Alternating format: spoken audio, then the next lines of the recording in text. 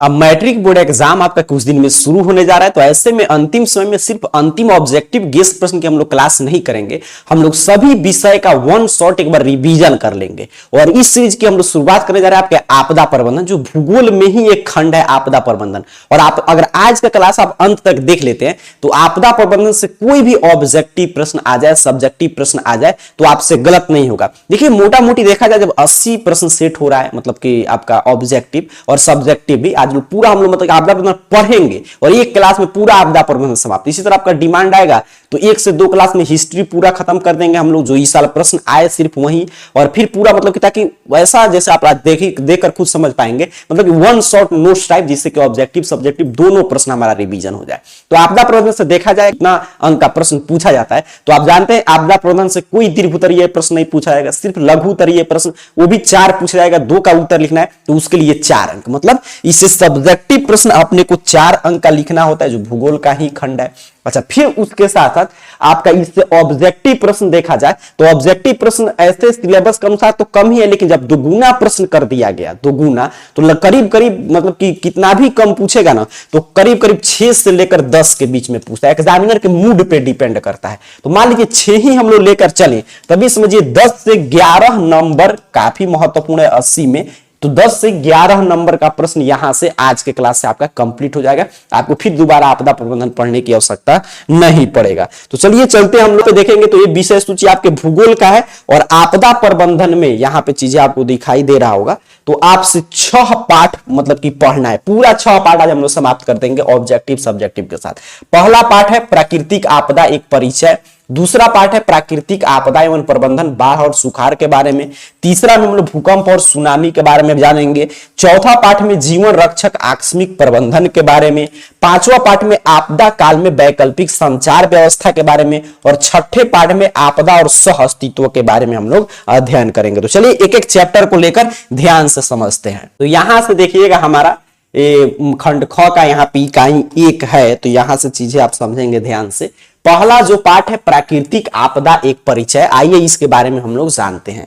देखिए आपदा आखिर में क्या है, तो बृहद स्तर पर जान माल को नुकसान पहुंचने वाली अचानक हुई घटना को हम लोग क्या बोलते हैं, आपदा कहते हैं। मतलब कि आपदा क्या है, तो अचानक वैसा घटना हो जो अचानक हो, और अचानक हो तो आपके लिए सुखद घटना हो तो आपदा नहीं होगा। आपदा ट्रेजेडी क्या होता है, सुखद घटना तो वो होगा जो जिससे आपका हानि हो, दुखद आपके लिए हो, वो क्या है चीज है, आपदा है। और बृहद स्तर पे एक आदमी के लिए नहीं, एक आदमी के लिए वो आपदा प्रबंधन में, तो इसमें हम लोग नहीं पढ़ेंगे। जैसे मान लीजिए कोई एक उदाहरण की बात करें तो कहीं पे भूकंप आ गया, अब भूकंप के बारे में अपने को पहले से पता नहीं था, पहले से जब पता नहीं था तो वो अचानक आया और उस जान माल की क्षति भी हुआ। जैसे पीछे कुछ दिन पहले भूकंप आया था, आपने देखा ही, जहां से शुरू हुआ था तिब्बत वगैरह में काफी क्षति हुआ, तो क्या था, आपदा था।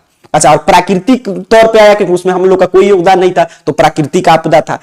अब यहां पे अगर मान लीजिए वही चीज एक व्यक्ति के लिए हो, जैसे एक व्यक्ति जा रहा है कहीं पे, उसका एक्सीडेंट हो गया, चाहे वृक्ष पे चढ़ रहे हैं फल वगैरह तोड़ने के लिए, गिर गए, हाथ पैर तोड़ लिए, तो भी आपदा, लेकिन सिर्फ किसके लिए है, आपके लिए, वो हमारे सिलेबस में नहीं है, ठीक है, वो चीजें आपके लिए आपदा आ गया, बाकी किसी के लिए नहीं। तो आपदा क्या होगा, जो बृहद स्तर पर हो, मतलब जिसका प्रभाव काफी व्यापक हो और उससे जान माल का क्षति हो, और उसके साथ साथ वो आकस्मिक हो, मतलब उसका पूर्वानुमान नहीं हो, पहले से सूचना नहीं हो, तो हम लोग क्या बोलते हैं, आपदा। और जैसे मान लीजिए अचानक बारिश होने लगा, समझिए पैसों का, तो आपदा थोड़ा वो है, वो आपदा उसको काउंट करेंगे नहीं करेंगे। मतलब कि आपदा होने के लिए क्या क्या कंडीशन है सर, बृहद स्तर पर व्यापक स्तर पर जान माल का नुकसान हो और अचानक कोई घटना घटित हो, तो उसे हम लोग बोलते हैं आपदा। तो आपने आपदा समझा।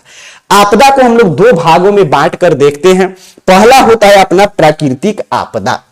अब प्राकृतिक आपदा क्या होता है कि आए आपदा, जान माल की क्षति हो, जैसे भूकंप वगैरह हो गया, लेकिन उसमें हमारा योगदान नहीं हो, मतलब आपदा जो हो प्राकृतिक घटना के तौर पे उसको देखा जाए, उसमें जैसे भूकंप हम लोग लाते हैं, नहीं लाते, सुनामी हम लोग लाते हैं, बाढ़ हमारे हाथ में नहीं है।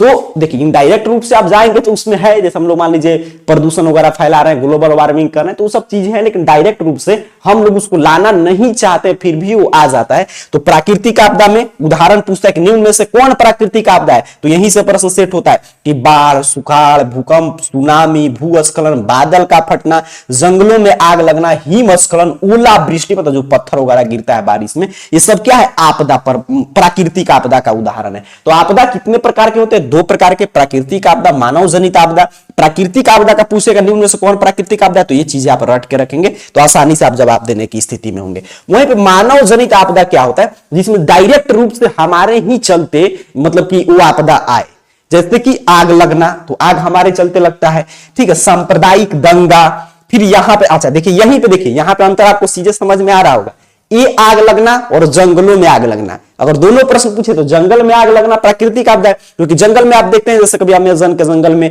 कभी ब्राजील वगैरह अमेरिका के साइड में जो है वहां पे देखिए हमेशा आग लगते रहता है। या हम लोग साइड में कभी जंगल में आग लग जाता है तो उसमें हम लोग ठोक हो जाते हैं, तो मतलब कि वृक्ष के रगड़न से ज्यादा गर्मी से आग लग जाता है। तो जब जंगल में आग लगता है बृहत स्तर पर, जिसमें हम लोग का योगदान नहीं है, उसे हम लोग रखेंगे प्राकृतिक आपदा में। और जो आग घर वगैरह में लगता है जिसमें हम लोग का योगदान है, वो चल जाएगा आपका मानव जनित आपदा में। आतंकवादी घटनाएं, महामारी, ये सब क्या है, मानव जनित आपदा है। तो यहां से काफी प्रश्न आपका कवर हो गया। यहां से ऑब्जेक्टिव प्रश्न एक बनेगा ही, निम्न में से कौन प्राकृतिक आपदा है, कौन प्राकृतिक आपदा नहीं है, मतलब कौन मानव जनित आपदा है, तो यहीं से उदाहरण सेट होते हैं। और कुछ आपदा, ये तो पूरा प्रश्न है, ये पूछता है कि भारत में विनाशकारी चक्रवात कब आया था, तो ये चीजें डायरेक्ट डेट आपसे रहेगा ऑप्शन में, याद आपको रखना पड़ेगा, 29 अक्टूबर 1999 को आया था। भारत में विनाशकारी भूकंप कब आया था, तो एक बार 1934 में, पर 1967 में। भारत के प्रमुख सुखाड़ तो 1966 में और 1987 में आया था। भारत में प्रमुख सुनामी 2004 में। तो ये पूछता है कि कब आया था, कौन सा घटना हुआ था, मतलब वृहद स्तर पर इससे नुकसान हुआ भारत में। तो ये चीजें तो आपको स्क्रीनशॉट लेकर लिखकर रट जाना है। चलिए आगे बढ़ते हैं, अगला प्रश्न देखिए, कह रहा है कि प्राकृतिक आपदा प्रबंधन की आवश्यकता आखिर में क्यों है। तो प्राकृतिक आपदाओं के कारण बड़े स्तर पर हानि होती है, जिसकी भरपाई में कई वर्ष लग जाते हैं, अतः इसका प्रबंधन किया जाना जरूरी है, जिससे विकास कार्य किया जा सके। मतलब कि आपदा प्रबंधन, देखिए आपदा तो हो गया जो हम लोग पढ़ रहे हैं, प्राकृतिक आपदा, मानव जनित आपदा प्रबंधन क्या है कि आपदा तो आ गया, लेकिन उसका प्रबंधन, मैनेजमेंट, मतलब उसको कैसे हम लोग उससे बचेंगे, उसको कैसे मैनेज कर सकते हैं चीजें। तो ये पूछता है प्रश्न कि प्राकृतिक आपदा की प्रबंधन, मतलब आपदा प्रबंधन की आवश्यकता आखिर में क्यों है। तो अगर आपदा आएगा, जैसे भूकंप ही आया अभी वर्तमान में जो पीछे आया था भूकंप, अब तिब्बत वगैरह में जहां से उसका भूकंप का केंद्र था, अब भूकंप का केंद्र अधिकेंद्र भी हम लोग का इसमें आगे आएगा, तो वहां पे चीजें हम लोग समझेंगे। तो जहां से उसका उद्गम स्थल था, तो वहां उसके आसपास उसने काफी क्षति पहुंचाया। अब कहीं पे भूस्खलन हो गया, कहीं पे मकान गिर गया, तो उससे क्या होगा कि विकास का कार्य बाधित हो जाएगा, मानव की हर एक क्रियाएं, हर एक आर्थिक क्रिया उस पर रुक जाता है। तो उसको प्रबंधन करके उससे छुटकारा, उसको चीजें फिर सामान्य चीजें, व्यवस्था को फिर पटरी पे लाना काफी जरूरी हो जाता है, इसलिए आपदा की प्रबंधन करना आवश्यक है। आपदा प्रबंधन कई स्तर पे होता है, गांव के स्तर पे, राष्ट्रीय स्तर पे, राज्य स्तर पे, जिला स्तर पे, प्रखंड स्तर पे और गांव के स्तर पे। आपदा प्रबंधन की सफलता के लिए सरकार के साथ साथ आम लोगों की सहभागिता अनिवार्य है। मतलब आपदा प्रबंधन का एक संगठन सरकार राष्ट्रीय स्तर पे गठन किया है, फिर राज्य स्तर पे, जिला स्तर पे, प्रखंड स्तर पे, लेकिन सबसे महत्वपूर्ण कौन है, ये है गांव स्तर पे। और आपदा प्रबंधन तभी सफल होगा जब सरकार के साथ साथ, सरकार के एजेंसी के साथ साथ आम लोग भी उसमें सहभागिता, मतलब अपना सहभागी दिखाएं, अपना मतलब उसमें जो भी है उतना मदद करें। क्योंकि समझिए कहीं पे आपदा आता है तो उसके आसपास के लोग ही सबसे पहले मदद के लिए पहुंचेंगे, उसके बाद ही प्रखंड, जिला, राज्य, राष्ट्रीय स्तर के आपदा प्रबंधन की एजेंसियां आएंगी। अब यहां से कुछ प्रश्न है, देख लीजिएगा। निम्नलिखित में कौन प्राकृतिक आपदा आपके लिए है कि आपको ये सब बताना है कि कौन प्राकृतिक आपदा नहीं है। जैसे यही प्रश्न आ जाए कि कौन प्राकृतिक आपदा है, तो भूकंप है। कौन प्राकृतिक आपदा नहीं है, तो आग लगना नहीं है। वहीं जंगल में आग लगना रहता तो हो जाता। ये तमाम प्रश्न आपदा से आप क्या समझते हैं, आपदा प्रबंधन के उद्देश्य, तो ये सब अपने से प्रैक्टिस कर लीजिएगा, इतना से सब प्रश्न बनेगा। चलिए आगे बढ़ते हैं। अपना जो दूसरा इकाई है प्राकृतिक आपदा एवं प्रबंधन, बाढ़ और सुखाड़, मतलब इसमें प्राकृतिक आपदा और इसका प्रबंधन से क्या मतलब है ऊपर हम लोग समझ चुके हैं। इसमें हम लोग बाढ़ और सुखाड़ पे फोकस रहेंगे। अब बाढ़ आखिर में क्या होता है, तो नदियों की तली में अवसादों के जमाव तथा अतिवृष्टि के कारण बाढ़ आता है। बिहार का उत्तरी क्षेत्र बाढ़ग्रस्त क्षेत्र है। मैं शुरू में ही बता दिया कि इस समय वहीं हम लोग पढ़ेंगे जहां से लाइन बाय लाइन से प्रश्न बनेगा। अब पहले लाइन से देखिए कितना प्रश्न आ गया। पूछता है बाढ़ आने का प्रमुख कारण क्या है, तो क्या है सर, नदियों की तली में अवसाद का जमाव। मतलब नदी का जो तले उसमें अवसाद जब जम जाएगा तो पानी नीचे की तरफ नहीं जाता है, तो सीधे ऊपर ही आएगा। अतिवृष्टि मतलब अत्यधिक वर्षा हो रहा है। तो ये दो प्रमुख कारण है बाढ़ आने का। अच्छा, बिहार का कौन क्षेत्र बाढ़ग्रस्त क्षेत्र है? तो उत्तरी क्षेत्र। तो ये दो प्रश्न बनता है कि बाढ़ का कौन क्षेत्र बाढ़ग्रस्त क्षेत्र है? तो बिहार का उत्तरी बिहार। अच्छा, कौन क्षेत्र सूखा प्रभावित है? तो दक्षिणी बिहार। तो ये दो प्रश्न देखिए, कितना प्रश्न आपका इससे बाहर, इसलिए मैं बोलते हैं कि आपदा प्रबंधन से आज से आपको कुछ भी पढ़ने की आवश्यकता नहीं, इतना अंत तक देख लीजिएगा, दो बार इसका रिवीजन कर लीजिएगा। ऑब्जेक्टिव सब्जेक्टिव आज ही के क्लास से रहेगा। अच्छा, कोसी नदी को क्या बोलते हैं? बिहार का शोक। ये भी प्रश्न कई बार पूछा जाता है, किस नदी को बिहार का शोक कहते हैं? कोसी, क्योंकि कोसी नदी से सबसे अधिक बाढ़ बिहार में आता है। अच्छा, बाढ़ के दुष्परिणाम, ये प्रश्न पूछेगा, सीधे टू द पॉइंट प्रश्न आएगा 2 अंकीय में कि बाढ़ का दुष्परिणाम बताइए। नीचे लिख दीजिएगा बाढ़ के दुष्परिणाम निम्नलिखित है, 1 2 3 4 5, आपको अंक मिल जाएगा। तो बाढ़ का दुष्परिणाम क्या होता है? महामारी की आशंका, कि चारों तरफ जो है आपके जल जमाव हो जाता है, और जल जमाव में आप जानते हैं तरह तरह के कीटाणु जीवाणु विषाणु पनपते हैं, और इससे क्या होगा? तरह तरह की महामारी फैलता है। तो ये सबसे इसका काफी मतलब कि महत्वपूर्ण नुकसान में हम लोग इसको गिना सकते हैं। जान माल की क्षति, कि बाढ़ आएगा तो काफी जान माल की क्षति होता है, कहीं पे घर गिर जाएगा, कहीं पे पशुओं को आदमी को बहा कर लेकर चला गया अपने साथ, तो ये भी क्षति है। फसल वगैरह पूरा बर्बाद कर देता है बाढ़, ये आप रिलेट कर पा रहे होंगे। जहरीले जीव जंतुओं को खुले जगह पे आ जाना, जो भी मतलब कि विषैला सांप है, जीव जंतु है जंगल से या नदी से, वो सब कहाँ गए? खुले जगह पे आ गए, तो भी हमारे साथ नुकसानदेह है। मतलब कि मिट्टी की उर्वरता पर भी इसका प्रभाव पड़ता है, कि मान लीजिए कहीं मिट्टी उपजाऊ है और वो लाकर पूरा बालू वगैरह छोड़कर बाढ़ का पानी चल गया तो अनउपजाऊ हो जाएगा, तो इस पे भी प्रभाव पड़ता है। चलिए आगे बढ़ते हैं। अब है मूल प्रश्न, जो प्रश्न पूछेगा वही हम लोग चर्चा कर रहे हैं कि बाढ़ प्रबंधन के उपाय बताइए, कि बाढ़ से कैसे प्रबंधन मतलब रोका जा सकता है। तो पूर्व सूचना तकनीक का सहारा लेना होगा।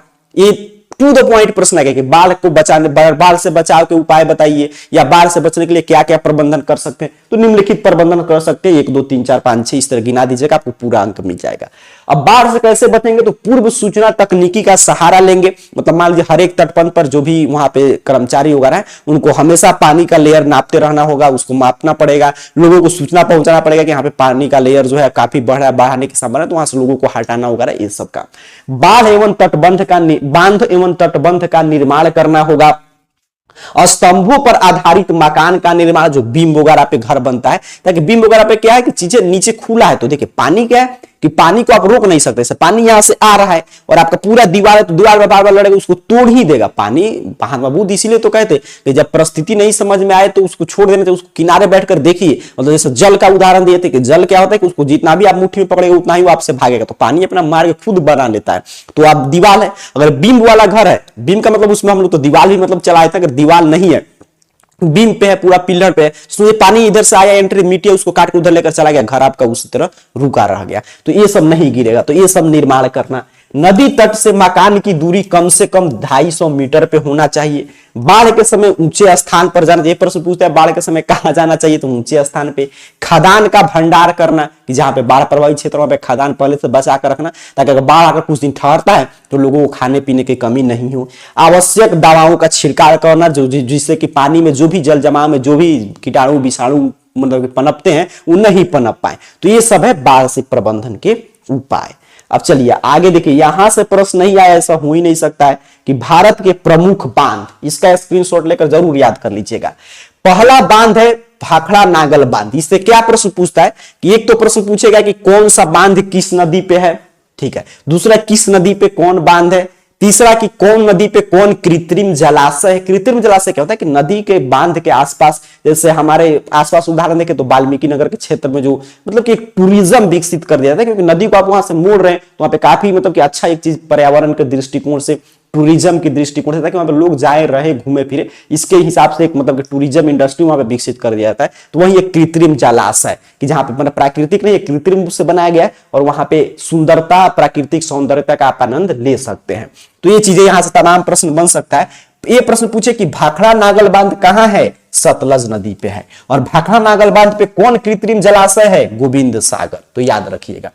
नर्मदा परियोजना कहां है, नर्मदा नदी पे है। और इस पे कौन सा बांध है, तो सरदार सरोवर बांध है। नागा अर्जुन सागर परियोजना कृष्णा नदी पे है। कौन सा बांध है, तो नागा अर्जुन सागर बांध है।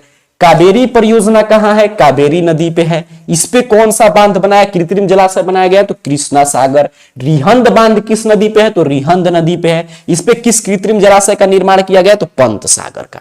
तो ये बाढ़ से ये सब तमाम प्रश्न बन सकते हैं और ये तो जरूर रट जाइएगा, यहां से नहीं प्रश्न आप देख लीजिएगा प्रीवियस क्वेश्चन पेपर में, ये ज्योग्राफी में इससे प्रश्न मिल जाता है तो ऐसा हो ही नहीं सकता है, इसको रट जाइएगा। सुखाड़, आखिर में सुखाड़ क्या है, बाढ़ हम लोगों ने समझा। तो सामान्य वर्षा से 75% कम वर्षा का होना, जिससे जल की आपूर्ति में भारी कमी आ जाती है, सुखाड़ कहलाता है। बाढ़ के बाद हम सुखाड़ की चर्चा करें तो सुखाड़ की स्थिति कब उत्पन्न होता है? तो जो भी सामान्य वर्षा है उससे जब 75% वर्षा कम होगा, जिससे जल की आपूर्ति में भारी कमी आ जाएगी, तो इस स्थिति को हम लोग क्या बोलते हैं? सुखाड़।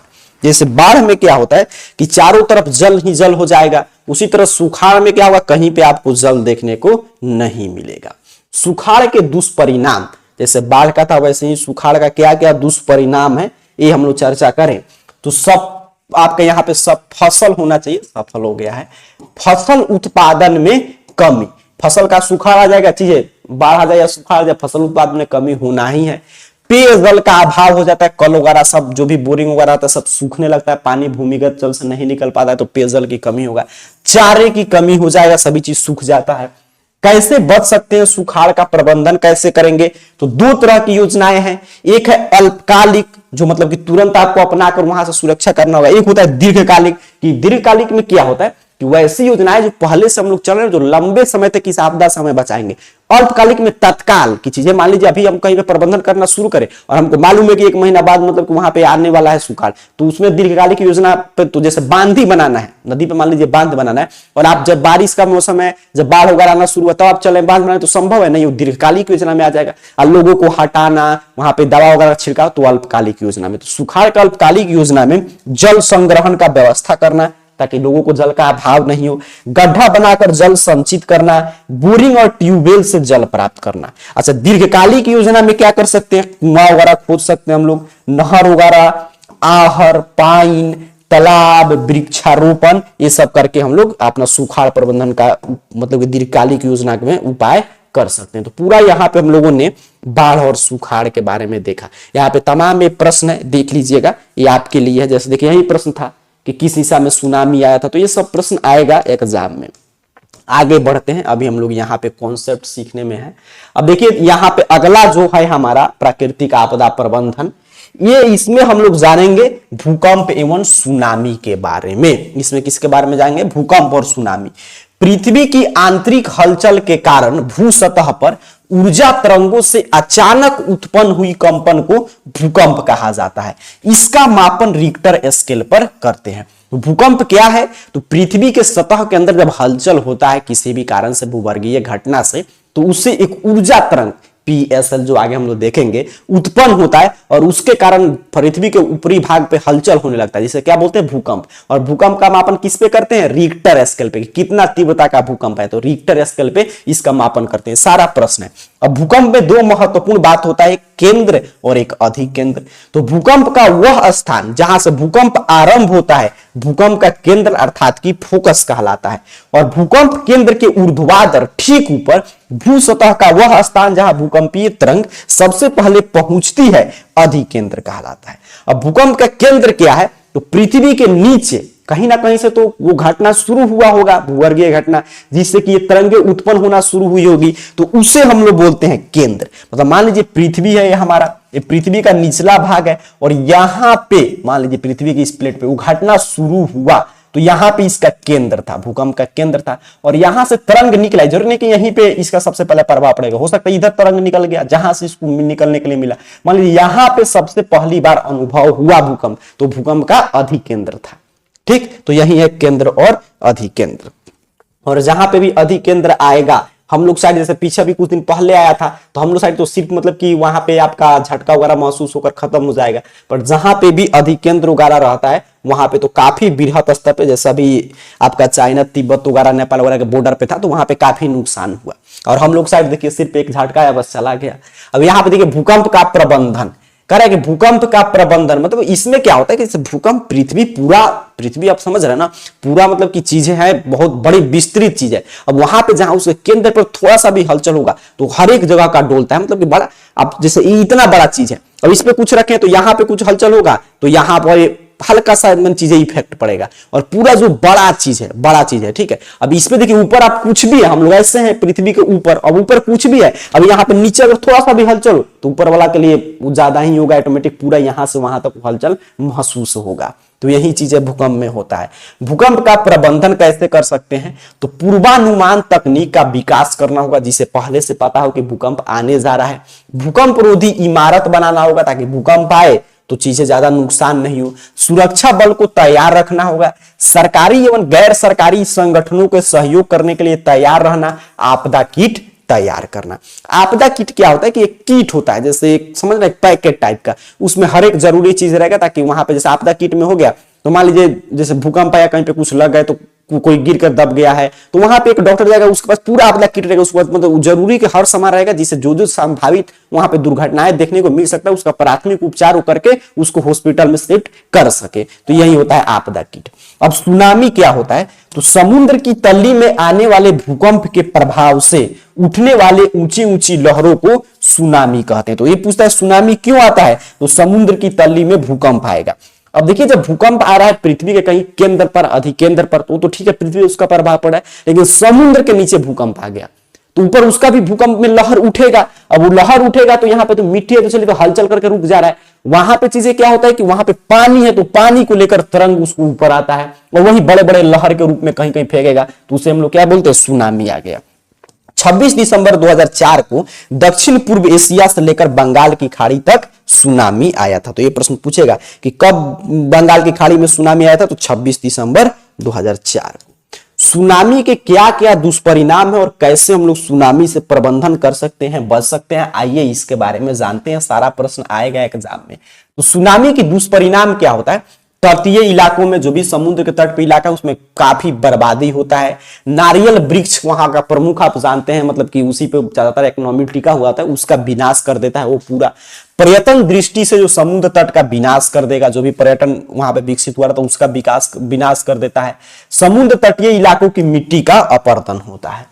सुनामी प्रबंधन मतलब सुनामी को कैसे रोक सकते हैं, तो मजबूत तटबंध का निर्माण करना होगा, बंदरगाहों पर ऊंचे बांध का निर्माण, मैग्रोव वन का विकास करना होगा, हिम रेडियो का प्रसार बढ़ाना होगा, तटीय प्रदेश के लोगों को प्रशिक्षण देना होगा कि सुनामी आने पर वो कैसे वहां से बच सकते हैं।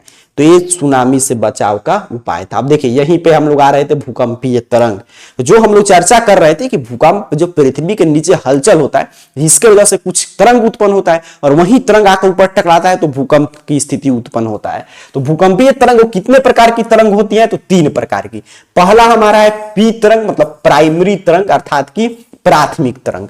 दूसरा है हमारा सेकेंडरी तरंग मतलब कि आपका द्वितीयक तरंग। तीसरा है हमारा एल तरंग। अच्छा, जो इसमें से सबसे पहले कौन पहुंचता है, तो पी तरंग। पी तरंग सबसे पहले पहुंचती है पृथ्वी की सतह पर। और ये किस प्रकार की 2 तरह के तरंग हम लोग पढ़ते हैं, एक अनुदैर्ध्य तरंग, एक अनुप्रस्थ तरंग। तो ये अनुदैर्ध्य तरंग है।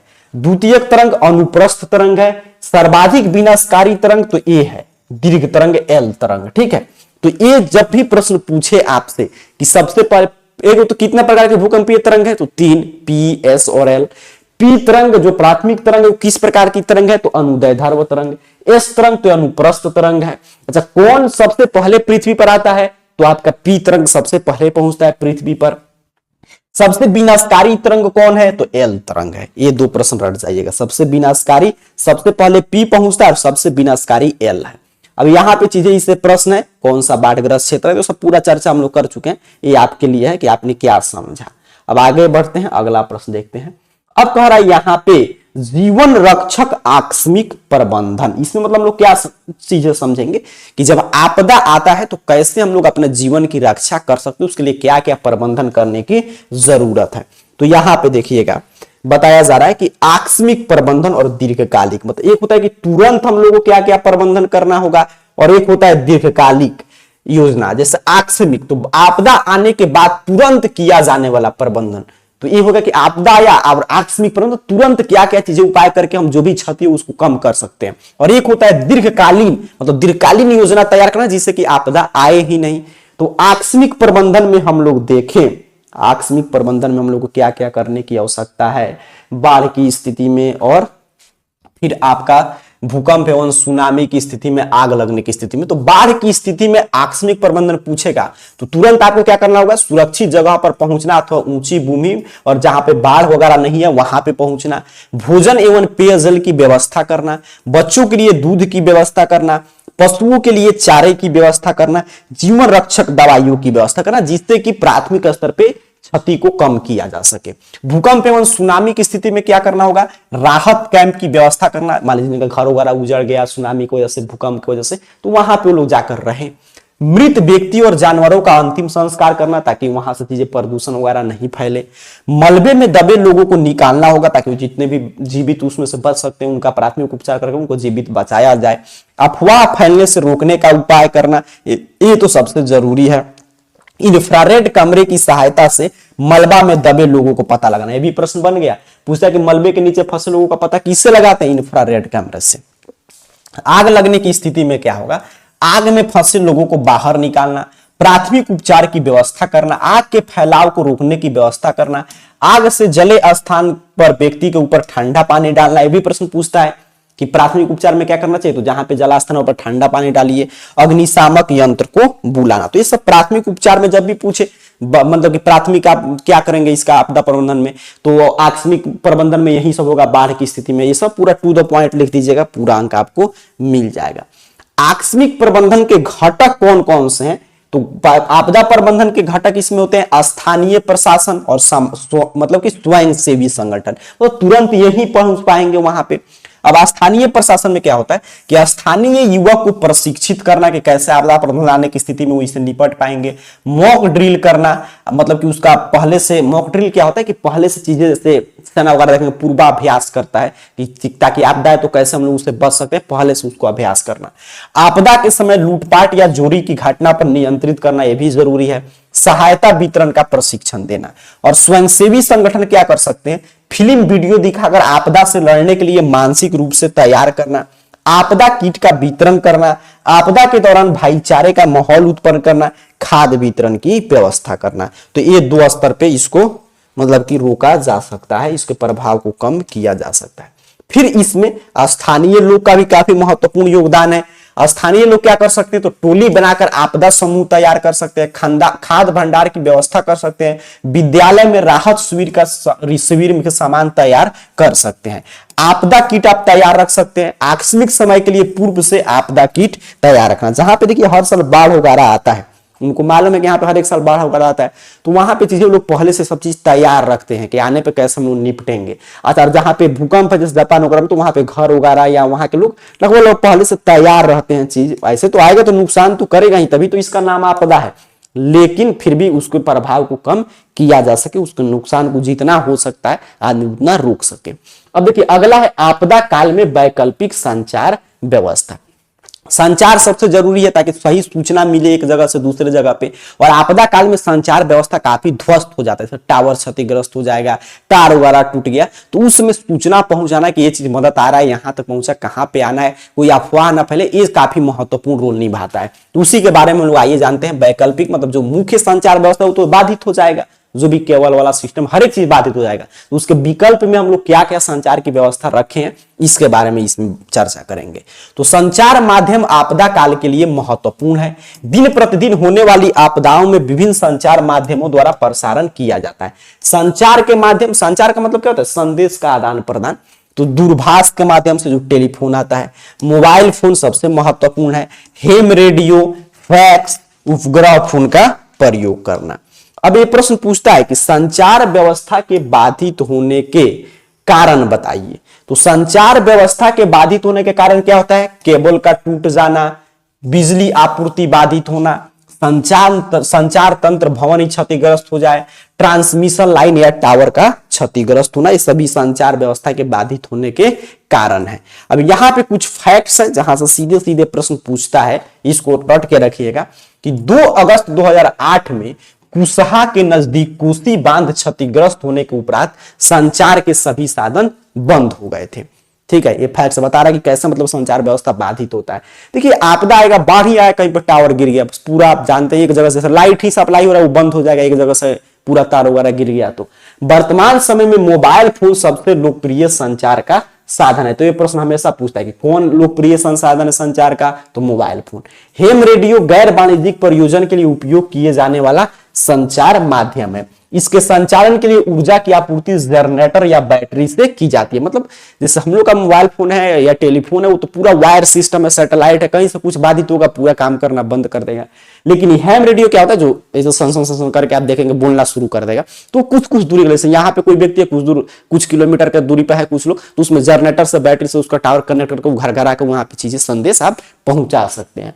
प्राकृतिक आपदा के समय संचार के अन्य साधनों को अवरुद्ध होने पर हेम रेडियो सफलतापूर्वक कार्य करता है, क्योंकि इसका नेटवर्किंग से कोई लेना देना नहीं है। संचार उपग्रह अंतरिक्ष में स्थापित रेडियो रिले स्टेशन है जिसका महत्वपूर्ण कार्य मोबाइल और ई कम्युनिकेशन करना है। आपदा प्रबंधन में सर्वाधिक उपयोग में लाए जाने वाला संचार साधन उपग्रह फोन है। जो उपग्रह फोन होता है वो भी उसमें काफी मदद करता है, क्योंकि वही उसमें काम करेगा जो सैटेलाइट में उसका रेडियो रिले स्टेशन स्थापित किया गया है। क्योंकि नीचे धरती का ना टावर वगैरह मतलब कि खत्म हो जाएगा, ऊपर का तो सभी चीज सही से काम करेगा, तो उसके माध्यम से हम लोग कनेक्ट कर सकते हैं।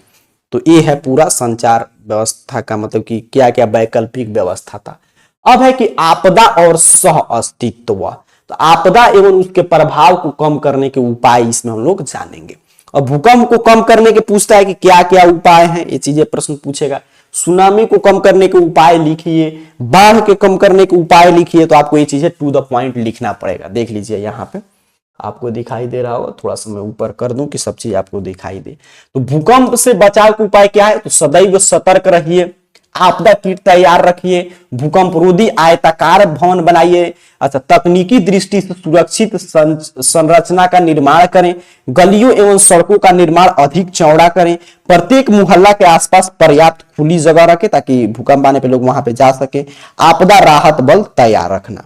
अच्छा, सुनामी आने पे क्या करना होगा, तट से दूर निवास क्षेत्र विकसित करना, वृक्षारोपण का कार्य करना, कंक्रीट अवरोधक का निर्माण करना, भूकंप एवं सुनामी अवरोधी मकानों का निर्माण करना, सुनामी रिकॉर्डिंग सेंटर की स्थापना करना, वैकल्पिक संचार का माध्यम तैयार रखना। बाढ़ आने पे आपको क्या मतलब बाढ़ से बचने के लिए हमको क्या करना होगा, तो पूर्वानुमान को मजबूत करना, जल ग्रहण संरचनाओं का निर्माण करना, स्तंभ आधारित मकान जो ऊपर हम लोग चर्चा कर रहे थे, वृक्षारोपण का कार्य करना, नदियों के दोनों तट के सहारे तटबंध को मजबूत करना, नहरों का जाल तैयार करना, खदान बैंक की विकास करना। देखिए हमारे जैसे आपने देखा कि हम लोग अभी क्या चर्चा कर रहे थे कि बिहार में ही देखा जाए, पूरे देश की बात हटा दीजिए, तो उत्तरी बिहार देखिए बाढ़ आता है, दक्षिणी बिहार में सुखाड़ होगा, और पूरा देश में देखा जाए तो काफी ऐसे जगह पे है जहां पे जल की किल्लत है और काफी जगह पे जल ही जल हो जाता है। तो अगर नहर का अच्छा से जाल बिछा दिया जाए तो चीजें पानी आजकल देखिए बाढ़ क्यों आ रहा है, क्योंकि ज्यादातर अपने गांव के आसपास आप नहर वगैरह देखेंगे तो भरा मिलेगा, पानी ही वहां पे सप्लाई बंद हो चुका है।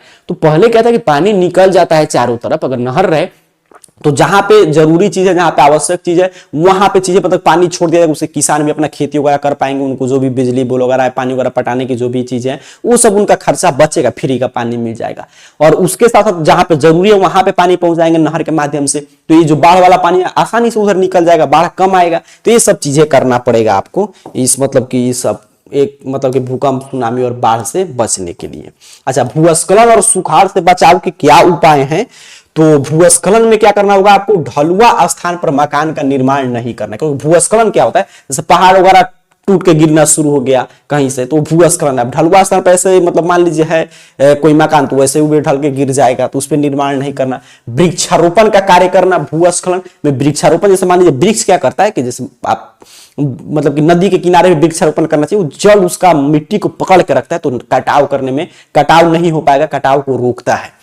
संभावित क्षेत्रों की मजबूत दीवार का निर्माण करना, जल निकासी की समुचित व्यवस्था करना, आपदा राहत बल तैयार करना। सुखाड़ की स्थिति में क्या करना पड़ेगा, तो मिट्टी नमी आधारित कृषि का विकास करना, जल ग्रहण संरचनाओं के जल का भंडार रखना, सुखाड़ की स्थिति में मोटा अनाज पैदा करने की व्यवस्था करना, चारागाह की विकास करना, दुग्ध उद्योग का विकास करना, मिट्टी में नमी संरक्षण हेतु भूमि पर घास का आवरण रहने देना ताकि नमी वगैरह बचा रहे। तो ये सब टू द पॉइंट चीजें आपको याद रखना पड़ेगा। जब भी पूछेगा भूस्खलन से बचाव उपाय तो 1 2 3 4 5 निम्नलिखित है, सुखाड़ से तो ये लिख देंगे, तो इससे आपका आसानी से पूरा अंक मिल जाएगा। तो ये पूरा हम लोगों ने यहाँ पे आपका पूरा आपदा प्रबंधन जितना भी चैप्टर था, 6 चैप्टर, उसका हम लोग चर्चा कर लिए। इस क्लास को अगर आप 1 से 2 बारी देखकर चीजें बार बार समझ के जाते हैं तो आज से आपदा प्रबंधन से कोई भी ऑब्जेक्टिव सब्जेक्टिव प्रश्न आएगा आपसे गलत नहीं होगा। पूरा हम लोग समाप्त कर दिए। इस तरह अगर आप किसी भी विषय का क्लास चाहते हैं कि एक क्लास में पूरा जो भी चैप्टर है, मतलब इसमें हम लोग क्या पढ़े कि जहां से आपदा प्रबंधन से इस साल प्रश्न पूछा जा सकता है।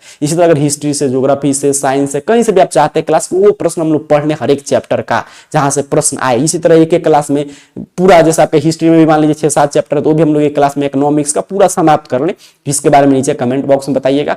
तब तक इसका रिवीजन करके याद कर लीजिए और जो जो इसमें महत्वपूर्ण फैक्ट्स था जहां से मैंने बताया प्रश्न आएगा उसको कॉपी में नोट डाउन जरूर कर लीजिएगा। आप मिलते हैं अगले क्लास में, तब तक के लिए पढ़ाई करते रहिए। आप सभी को बहुत बहुत धन्यवाद।